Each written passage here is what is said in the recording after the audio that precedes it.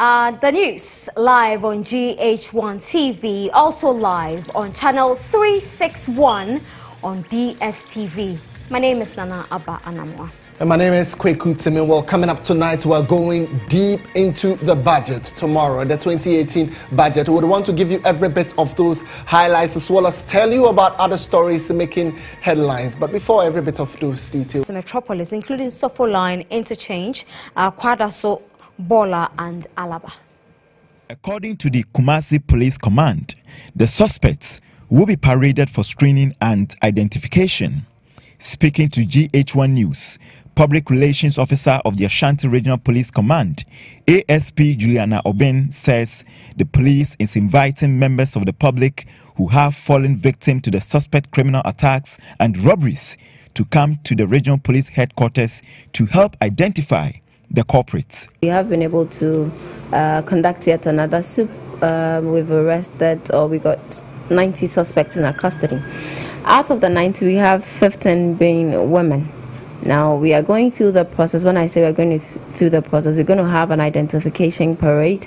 And for those who would be identified by some victims of the various operations, as in robberies and other crimes, they would be processed for court. For those who will not be found culpable, who will not be identified, we'll do what we call the profiling. ASP Juliana Oben used the opportunity to assure the public that the police command would continue with these swoops to ensure they rid the Ashanti region of criminals, especially before, during, and after both the Asante Heme's funeral and the Christmas festivities. We want to have a situation where we are not just ridding the city of criminals, but we want us to go through our daily activities devoid of fear, devoid of crime. And so basically that's just what this whole thing is about.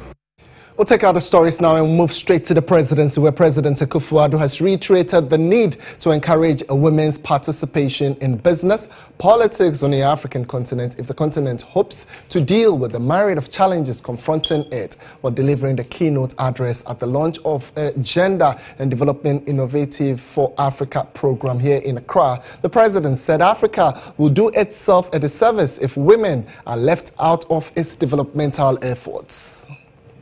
President Akufo-Addo insisted that the continent and the rest of the world ought to give a blanket protection to all women to ensure that their rights become the bedrock of equal and social justice. The duty of the world in its entirety to extend a blanket protection to all women and to ensure that their rights become the bedrock for equality and social justice.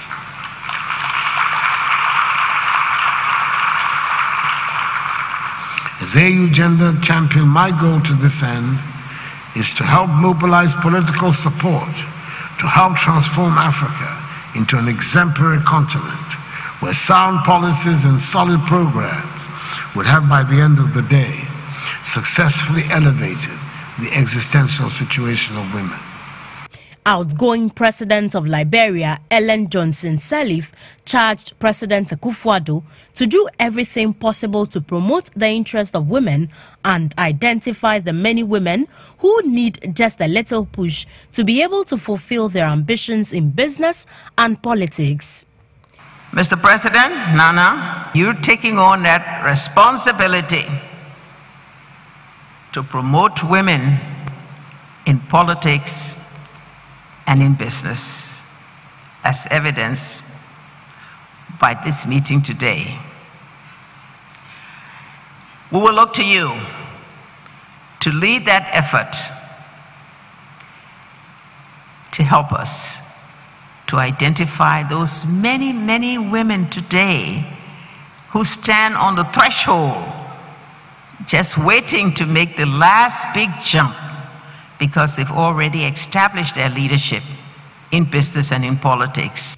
In July 2017, President Nana Addo Dankwa Akufo-Addo was appointed the African Union leader for gender and development by the chairperson of the African Union, His Excellency Alpha Conde. Some controls, as a man on the business beat, I'm sure you know of all of this. Then there's the wage bill, which is said to be on the increase, and the finance minister will be highlighting abuse of Article 71 status, automatic engagement of teachers and nurses after completion of training, the disconnect between government of Ghana ability to pay and salary negotiations, political decisions in wage negotiations, internal wage fraud and weakness in the HR and payroll management. Remember all of these ghost names that keep coming up, but there and that also the minister will highlight weaknesses in the system control, duplication of payments, backdating of appointments. We'll move on. Ultimately, he will say that we want to realize a Ghana beyond aid in our lifetime, and under that he'll be talking about translating the vision into implementation strategies. 1, unleashing the private sector to lead economic growth and transformation. Kweku, you will tell us later, in 11 months, do you think that this is indeed a government that is really in favor of private sector development? What have you seen on the ground that points to the fact that they really love the private sector and they're doing enough, and they've created a conducive environment in the last 11 months for the private sector to grow? Well, the Asempa budget highlighted issues that made the businessman obviously happy. When it comes to implementation, well, you have the AGI and other institutions coming up to say that they were quickly touch on some few other issues concerning the budget, and here the majority in Parliament is rubbish. The minorities claim the 2018 budget will bring hardship on Ghanaians, adding government's intent taxing mobile money transactions could bring untold hardship to the populace. Now, the majority maintains government's 2018 fiscal policy to be delivered on Wednesday, that's tomorrow, will bring relief to Ghanaians. The NDC MPs at a roundtable discussion on the budget painted a gloomy picture of the economy, blaming it on poor management. However, speaking to GHOne News, First Deputy Majority Chief Whip and a member of the Finance Committee, Matthew Ngundam, assured no new taxes will be introduced in the budget. I can tell you without any fear that tomorrow there's nothing like tax. We empathize with the people of this country. When the NDC came, their thinking was, look, for you to be able to generate revenue, you have to tax the poor.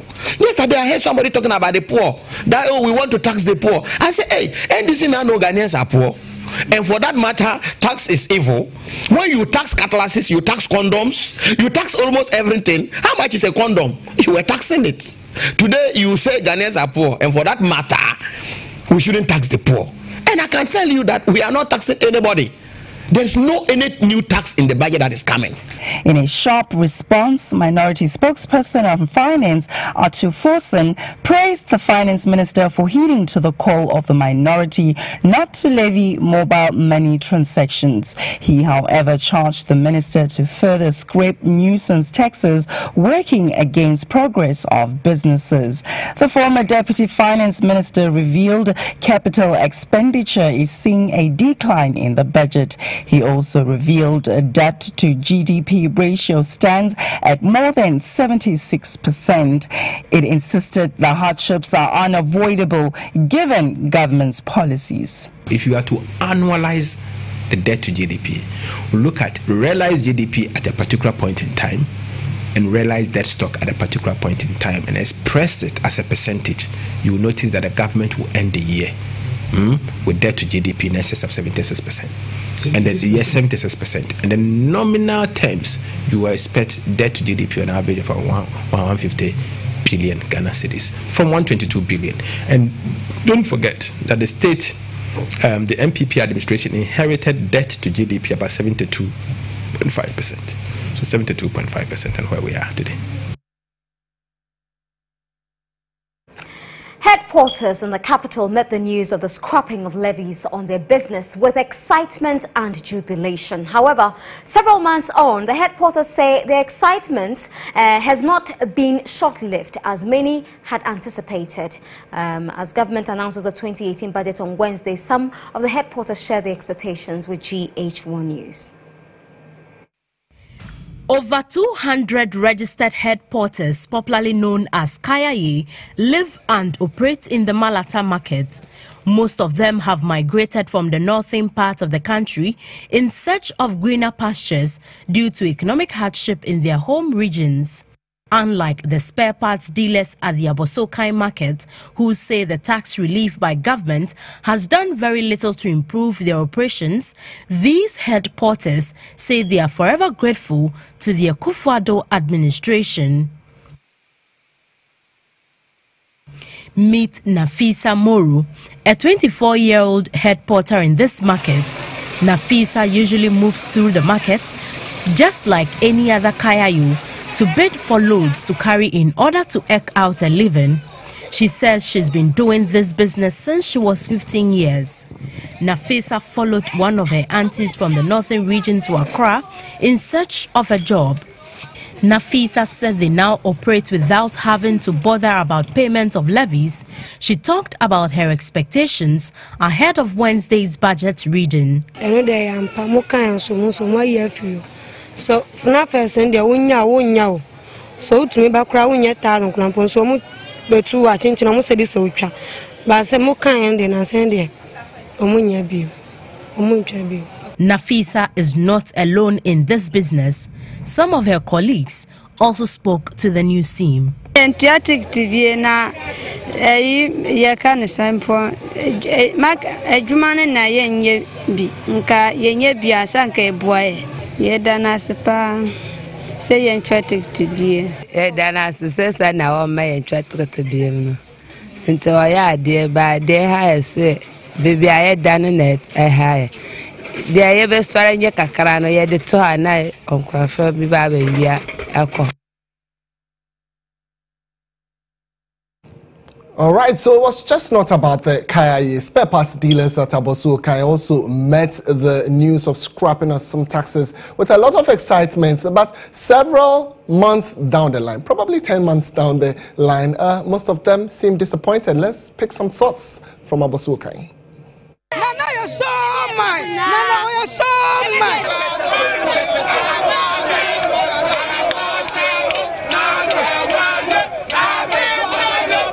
This was the reaction of spare parts dealers at Abosokai when government announced the removal of taxes on spare parts. Today, the excitement has faded. In its place is grim faces fueled by a sense of betrayal. The traders say nothing has changed. We all applauded the suggestion, but it seems it's not working now. If I must say, it's what to be promised. But later on, as we perceive, we were saying that it is like there have been a process. So, government issues and other politics, they deal with problems.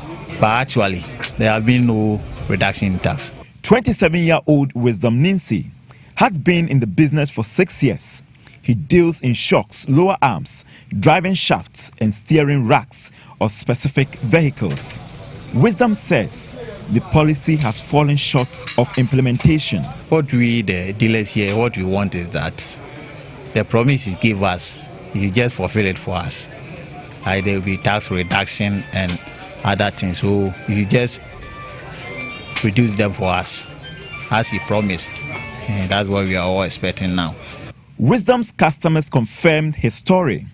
One such customer, Mr. Oben, spoke to me about his frustrations. If I'm to be frank, the price has gone up because just 6 months ago when I came and bought the gearbox and this pressure plate and flywheel, the pressure plate complete was 300. Now they're saying the complete is 350. High taxes is not the only problem. Another importer of automobile parts, Ata Korea, laments the new process of clearing goods at the ports. It's laborious. If I'm talking about the paperless, it's about they want to do it so that we can get easy access of our business. But sometimes have problem because these papers, we don't have any standard board problem in it. We don't have, I know that things that people consume, that's where we have to have the standard board in it. But now they are forced us to go to standard board. And I don't know what standard board is doing in this business. Like Wisdom, he hopes government checks the bottlenecks created by the lack of implementation of policies.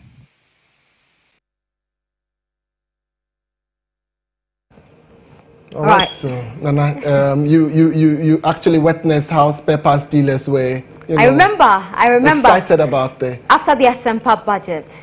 They were all just went gaga out the at Abosoka. But it's interesting, Nana. This is the first time that a budget is coming up in all my years of journalism that we've had figures from the budget already out. I told you early on, before the others tell you, we have intercepted some information, and it indicates that the finance minister will be seeking to spend within the range of 60.8 billion. But Nana, there's additional information. Yes. Quickly, let's just go through exactly what that budget will be seeking to tell Ghanaians tomorrow. There are some who are saying that really the Asempa budget has failed to deliver the goodies it promised to Ghanaians. We've heard the Abosokan spare part dealers saying that they are disappointed. 10 months down the line, the promises that were made to them have not been fulfilled.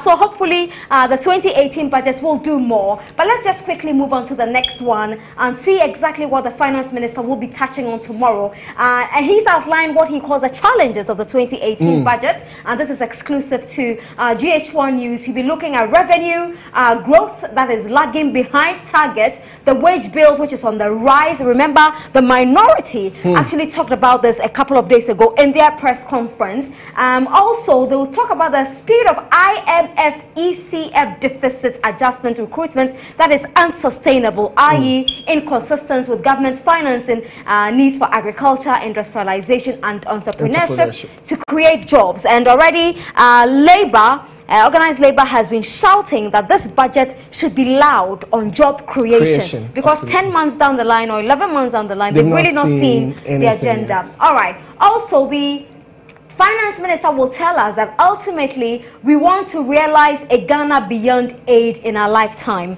And this is something the president has been championing for a very long time. And they're saying that they want to translate the vision into implementation strategy. So how do we go beyond aid? One, unleashing the private sector to lead economic growth and transformation. Some would ask, what have they done so far to realize that dream, to unleash the private sector? Have they created a conducive environment? Some are talking about the 2 banks that were swallowed by GCB recently. So many people were laid off.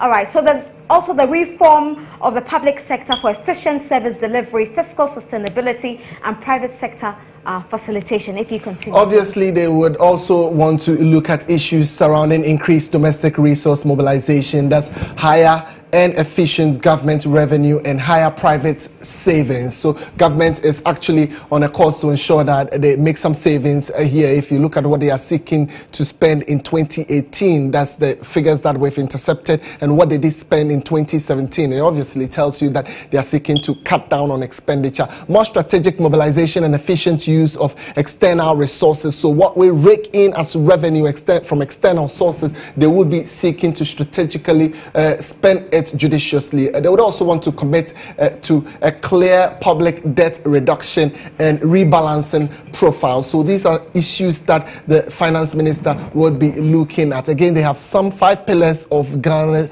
beyond aid, and I think you've mentioned the 5 pillars of Ghana beyond aid to restore the economy, transform the agric and industry, revamp economic and social infrastructure, strengthen social protection and inclusion, and finally reform the public service delivery institutions. So these are the 5 pillars the finance minister Ken Ofori-Atta will be presenting to Parliament and the rest of the country tomorrow. But ahead of that, we've been gauging the expectations of people. We've already spoken to organized labor, the Abosokan spare parts dealers. You've had the Kaya also. The Kaya. Let's go to the Ashanti region now and hear what our Kumasi folks have to say.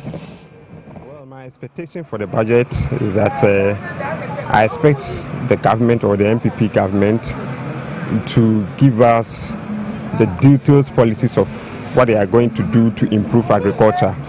This is because the minority has raised an issue that maybe in the coming years or within the next 4 years of MPP time, we are going to have what we had in 1981.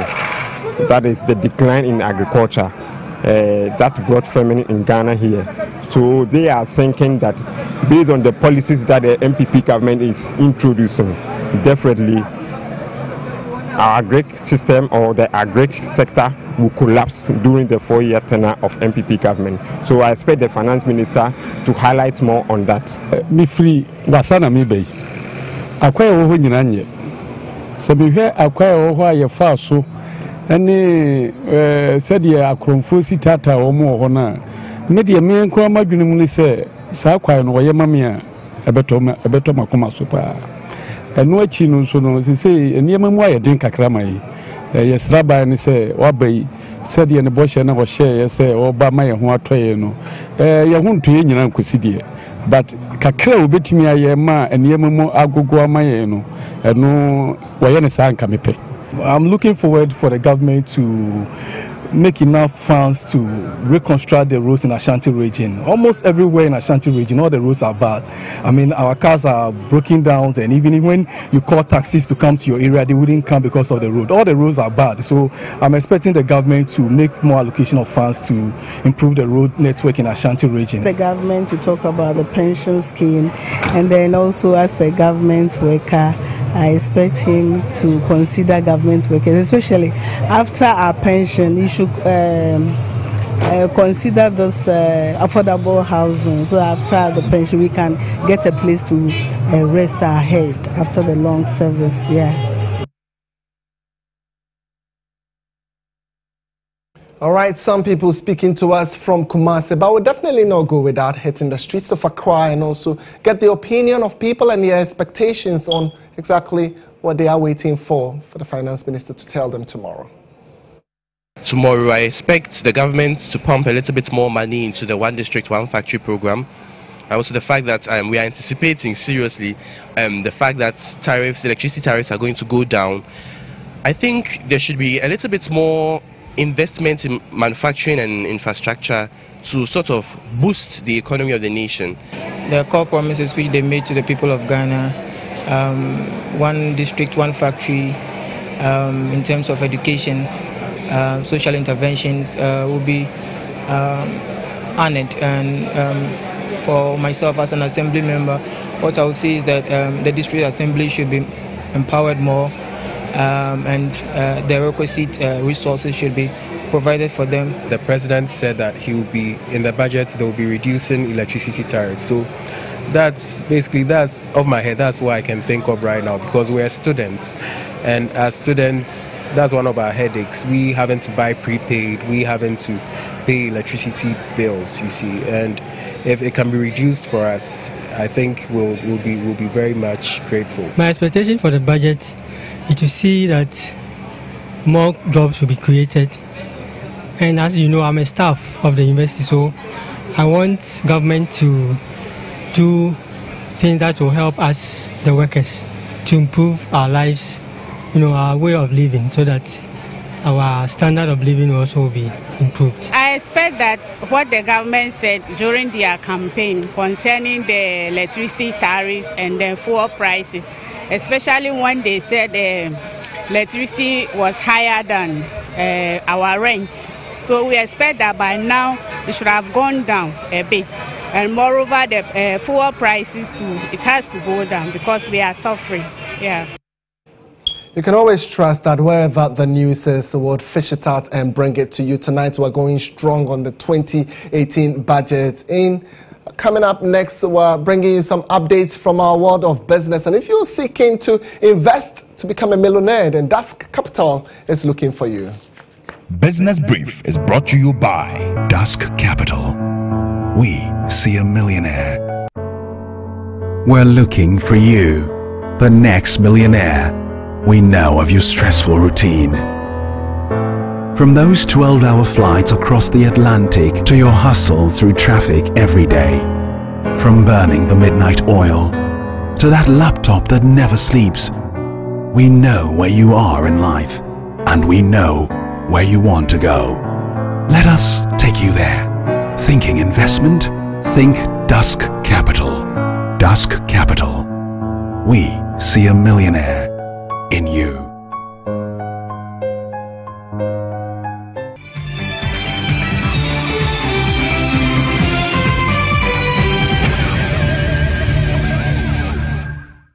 All right, so let's do business now as the Finance Minister, Ken Ofori-Atta, will be seeking approval to spend some 60.8 billion Ghana cedis when he appears before Parliament to present the 2018 budget and economic policy of government. Well, sources close to GHOne Business can confirm the amount is needed to anchor the government's agenda of moving the economy beyond the reliance on foreign support and aid.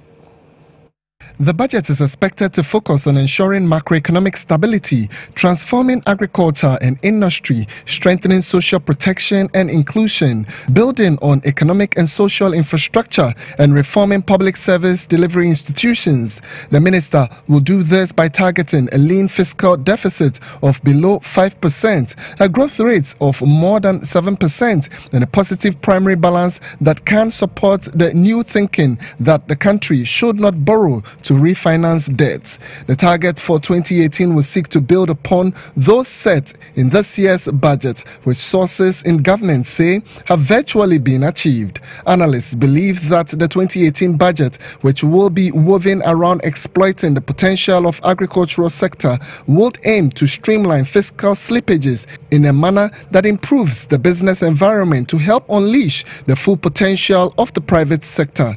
Senior economist with the IMF, Dr. Said Boache, spoke to GHOne Business on critical areas that he thinks the 2018 budget needs to address. Studies have shown that without industrialization, long-term and sustainable development cannot be achieved. And you can achieve that through these local investors, local industrialists.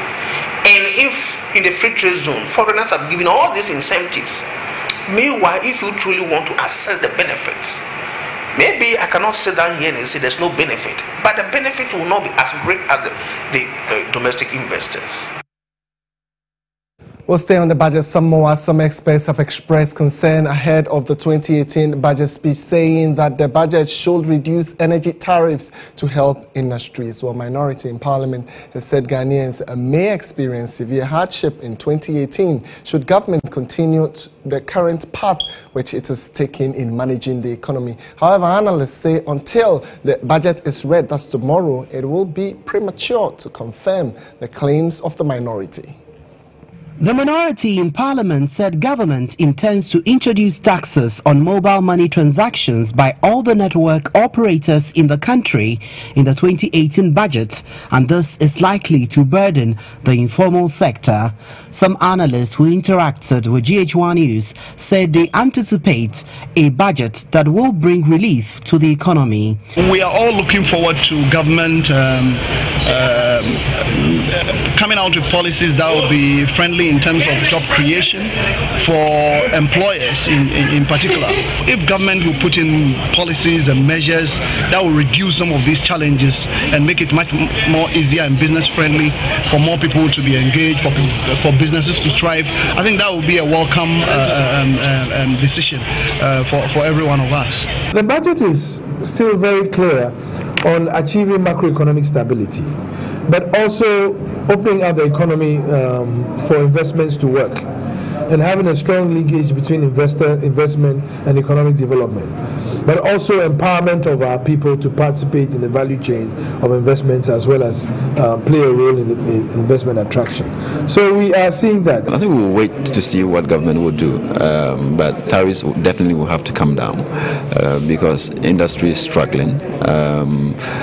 Businesses are seeing the grid to be unattractive, and that requires that some relief is passed on. The minority cited the country's rising public debt stock as a situation that can take Ghana to a heavily indebted poor country status by the end of 2019. Well, the Ghana Investment Promotion Center and the Savannah Celebrated Development Authority SAD have signed a memorandum of understanding to facilitate investment promotion in the northern part of the country. Well, the agreement between the two agencies will enable them collaborate to showcase multiple investments within the SADA zone in a bid to increase the influx of foreign direct investments into the region. Development authorities have a crucial role in creating and promoting investment opportunities through the implementation of their planning, resource mobilization, development coordination and implementation on infrastructure projects, particularly under the Infrastructure of Poverty Eradication Program. It is for this purpose that the Development Authority, together with GIPC, have effectively collaborated to optimization of investments, which analysts say is a step towards the right direction. Once the area opens up, job opportunities are going to open up significantly, particularly even if it's just in agriculture. The value chain of agriculture alone creates significant jobs. The construction industry alone will create significant jobs, because as it opens up and transportation opens up, opportunities and investors go there, then you need homes, you need schools, you need hospitals. All those are very important investment opportunities that we are looking at. The Chief Executive Officer of SADA, Charles Abugri, says the initiative is to maximize its potential and making concerted efforts to reach out to local and international investors who have an interest in conducting business in the region. This is actually a continuation of a cooperation that has been going on with GIPC.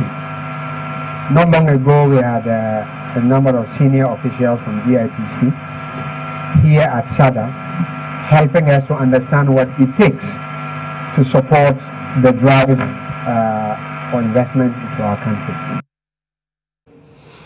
Well, you're live on Business Brief on News Tonight. Tonight you're also watching and so on DSTV channel 361. We'll take some stories on energy now, as Minister of Energy Boakye Agyarko has hinted that Ghana will supply 100 megawatts of power daily to Burkina Faso. Well, the minister said works on the transmission lines from Bolgatanga to Burkina Faso for the supply have already begun.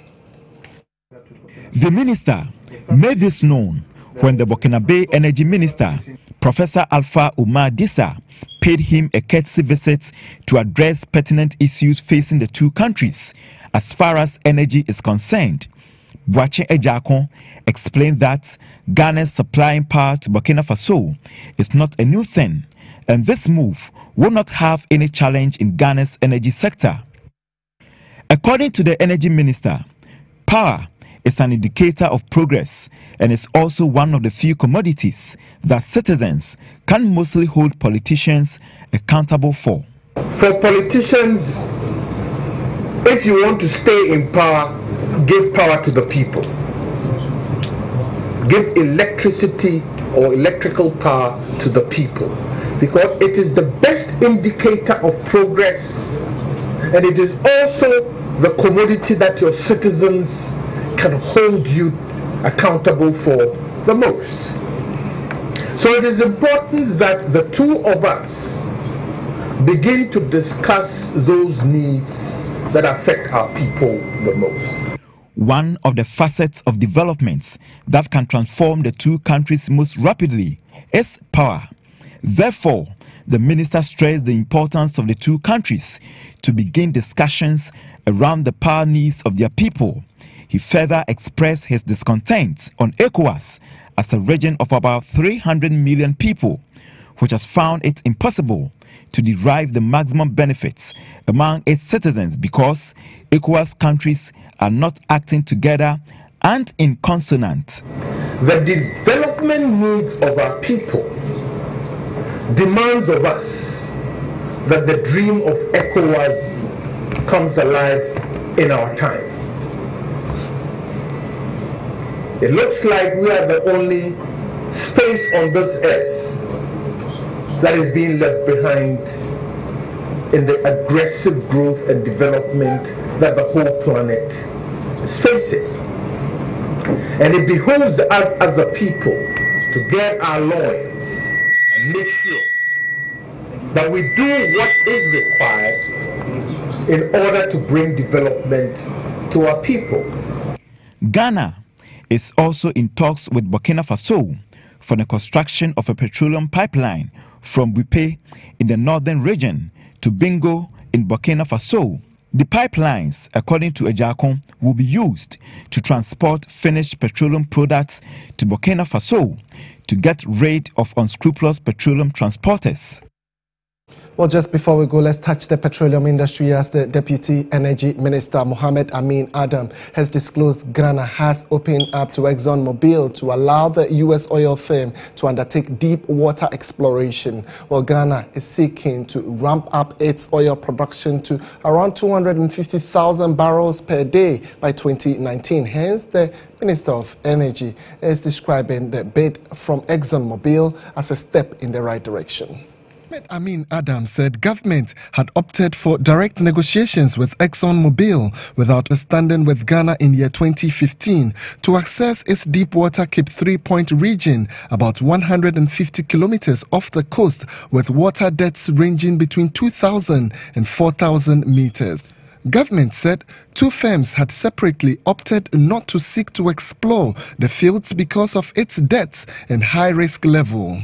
The Deputy Energy Minister said the government considered ExxonMobil's bid important, given the firm's experience and capability in deepwater operations. He noted deepwater exploration required operators with strong research and development capability, such as ExxonMobil, and expressed optimism about their capabilities to unlock the potential of the oil fields. This is the second attempt by ExxonMobil to acquire oil assets in Ghana after the government blocked its 2009 bid to take over Cosmo's stake in the flagship Jubilee fields.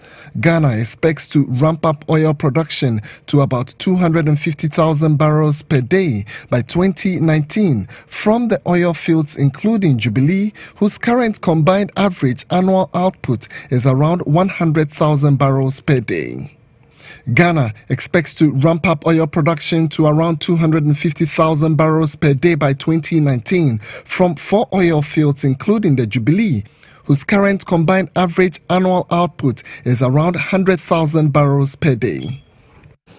All right, so that's all we have for you in business tonight, but Das Capital is a message for you just before we go. Business Brief was brought to you by Dusk Capital. We see a millionaire in you. This Wednesday, Finance Minister Ken Ofori-Atta will storm Parliament to present the 2018 budget. Ahead of that reading, the minority has had a lot to say, projecting an ahochere or hardship-ridden budget. The Ghanaian people expect that there will soon be a reduction in the prices of electricity and other utilities. Organized labor is crying for real job creation in the next budget. Look at what happened, that the nurses who came out from school, no job for them. Did the Asempa budget of 2017 deliver any good news? And will the 2018 budget bring any relief to Ghanaians? Find the answers on our live unparalleled coverage of the budget reading this Wednesday, November 15, all day here on GHOne TV. GHOne News, news you can trust.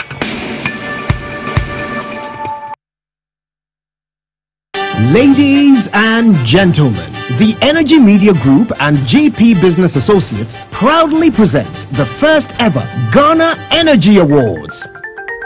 Under the auspices of the World Energy Council Ghana and the Ministry of Energy, the Labadi Beach Hotel will play host to Ghana's energy sector heroes on the 30th of November 2017 for a celebration of an outstanding year in the energy sector under the theme Energy for National Development, 60 years and beyond. For tickets and sponsorship, call 0244 443786. Our proud partners are the Energy Commission, Petroleum Commission of Ghana, National Petroleum Authority, the Chamber of Bulk Oil Distributors, Association of Oil Marketing Companies, and COPEC Ghana. This event is sponsored by Ghana Gas, Frims Oil, and Japan Motors. It's also powered by Energy Ghana Magazine and validated by EY. The Ghana Energy Awards, redefining excellence. Beverages Limited, Kakai 777 Bitters. Me pensa papa bia no ma no bina shemu Ghana ne China no bina kwani ye dia shemu Chiche bina obeye fine drink and make you no waste time me ampa Kakai Bitters yeah come it's good for your party so Kakai Bitters Kakai beaters. For your engagement, so Kakai beaters. Kakai beaters. Good for your funeral, so Kakai beaters. Kakai beaters. It's good for your wedding, so Kakai beaters. Your wedding, so Kakai beaters. It's good for your party, so Kakai beaters. Kakai beaters. For your engagement, so Kakai beaters. Kakai beaters. Good for your funeral, so Kakai beaters. Kakai beaters. Num nyansem and don't man nipa when you don't watch it. And sese apin for num. Our drinking sport BM. Kakai 777 bitters. And kasa. Saswabo.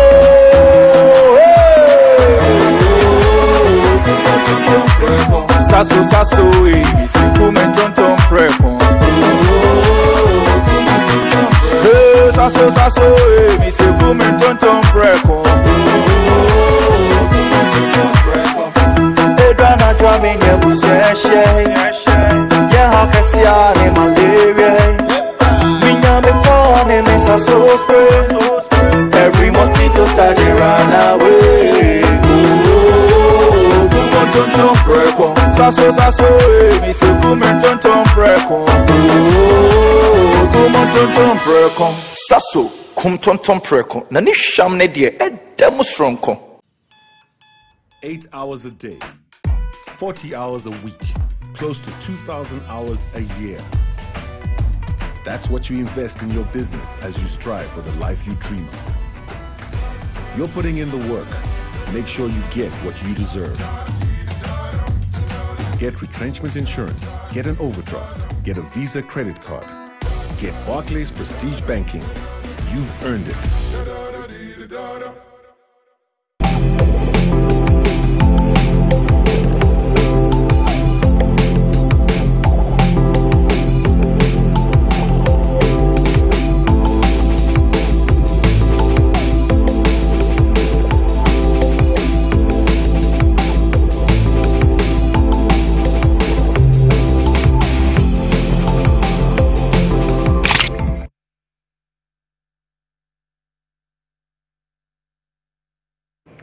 Welcome back. Ghana's premier university, the University of Ghana, has launched the 27th African Human Rights Moot Court competition that seeks to empower law students by creating a platform for them to debate over current human rights issues relevant to Africa. The competition, which started over 20 years, has seen numerous law students and lecturers across the African continent participate. According to the dean of the university, many participants in the moot competition over the years have become beacons of human rights in various countries.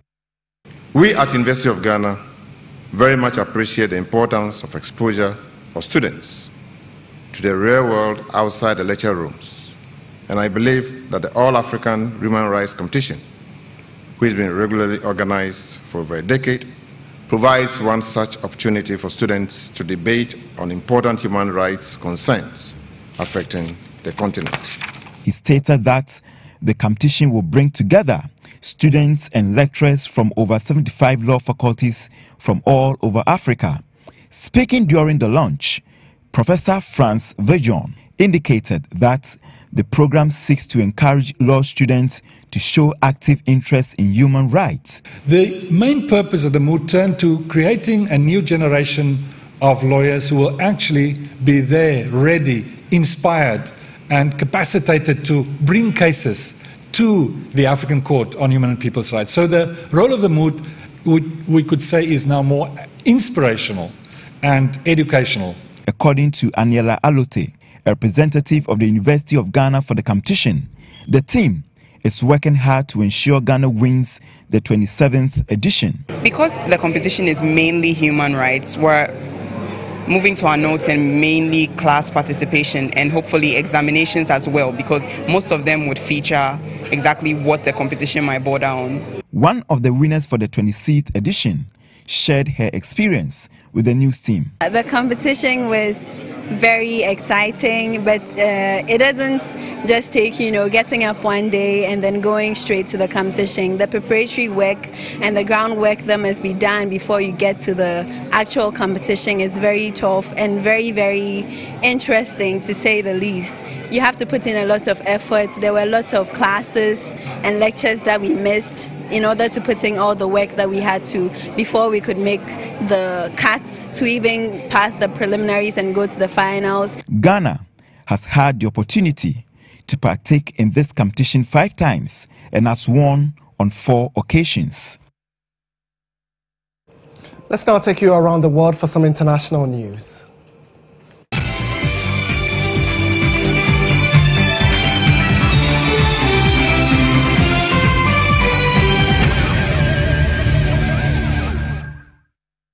And we'll start off in Zimbabwe, where opposition has won against a coup after military vehicles were seen in the capital, Harare.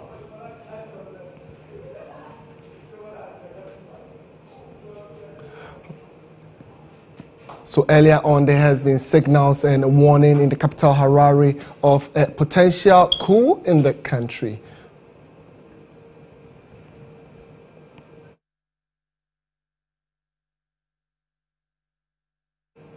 Away from Zimbabwe, let's move on to Iran, where President Hassan Rouhani has vowed to find the culprits responsible for the building collapse in a 7.3 magnitude earthquake on Sunday. Well, he suggested that government's built building had collapsed while privately built ones remained standing.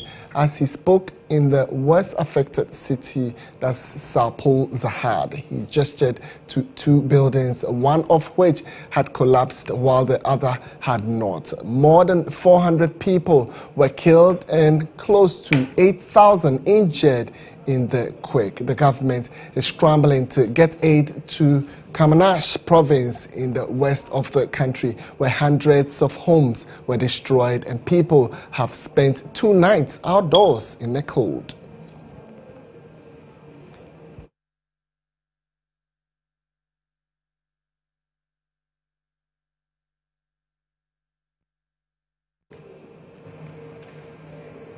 All right, so that's all we have for you from our world of international news. It's time to stay interactive on our social media platforms.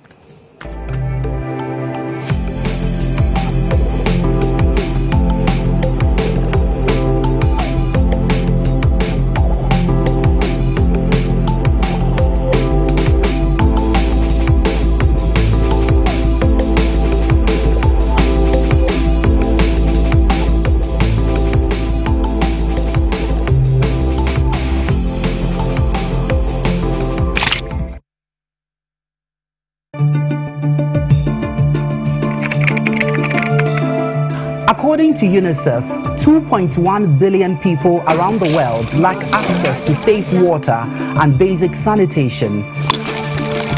In Ghana, the situation is even worse. My name is Ridwan Karim Dini Osman. This month on GHOne News, I bring you... All right, just before we wrap up on tonight's bulletin, just some breaking news coming in now. We understand that the Special Prosecutor's Bill has been passed by Parliament. We'll be joining our reporter, actually he's a reporter for Kasapa FM, Stephen Labi, who is at Parliament now. Will be joining us on the phone. We have just about 30 seconds with him, but that's the breaking news now, that the Special Prosecutor's Bill has been passed. Stephen, what else can you tell us about this bill that has just been passed?